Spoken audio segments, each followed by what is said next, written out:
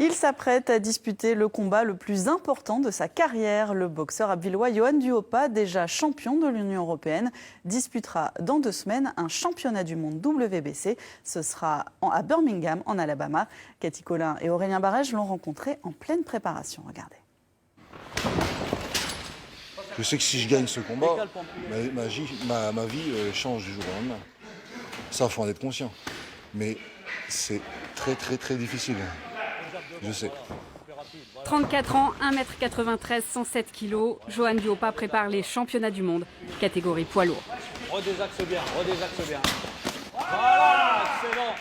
Force, endurance, technique, il devra se surpasser le 26 septembre en Alabama. Alors face à son sparring partner espagnol, il donne tout. On n'a pas envie de le faire au début, puis plus ça va, plus on se dit ce que tu es capable de faire, c'est beau, quoi. Parce qu'il n'y en a pas beaucoup qui y arrivent. À quoi tu penses là pendant cette séance-là? Qu'à lui, qu'à mon adversaire, qu'à ça. Je ne pense qu'à ça, c'est horrible. Je vous dis, au lever comme au coucher, je ne pense qu'à lui. C'est la première fois que je pense autant à un homme. Voilà, on repart derrière. On devient une machine à frapper. Duhaupas ne part pas favori. Son adversaire, l'Américain Deontay Wilder, actuel champion du monde WBC, est invaincu. Mais les combats de poids lourds réservent des surprises. Chez les hommes qui font plus de 100 kg, la frappe, c'est énorme. Et donc, un coup bien placé, c'est suffisant pour pouvoir mettre un adversaire KO, surtout sur des boxeurs comme ça. Il a fait du chemin, l'Abbvillois, de ses débuts à 19 ans aux premiers titres internationaux. Ce combat en 2013, il est enfin champion de France par KO technique. C'est magnifique. C'est le premier Picard, je suis le premier Picard champion poids lourd. C'est un énorme... Pour moi, c'est une consécration. Et il ne s'est pas arrêté là. De combat en combat, il grimpe dans le classement mondial. Sa 12e place lui ouvre les portes du championnat du monde WBC. Il est seulement le 4e Français à le disputer. Lui, le gamin discret et réservé. Encore aujourd'hui, je me demande ce que je fais là.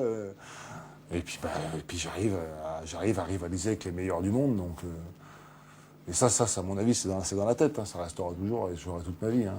C'est toujours comme ça. Mais je pense que ça m'aide. Ça. Ce manque de confiance en moi m'aide à me dépasser.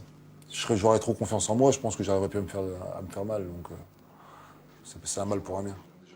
Ses proches le disent bosseur, acharné. Même sa mère s'est faite à l'idée, elle qui l'a vu à regret commencer à boxer. J'ai peur que quand il prend des coups, bien sûr. J'ai toujours peur qu'il revienne blessé.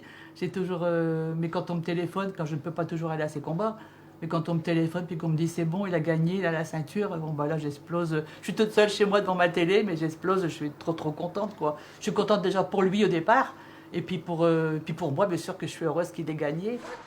Depuis quelques semaines déjà, sa vie a changé, de son régime alimentaire à la recherche de nouveaux financements. Et désormais, même la presse internationale veut tout savoir de lui. C'est un fossé. C'est tout rien. Donc ça tombe sur la tête comme ça du jour au lendemain. Et ça, faut le gérer.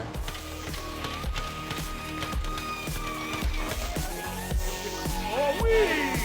Ah oui. Encore 10 secondes, Yo, avant de repartir pour 1 minute sans arrêt.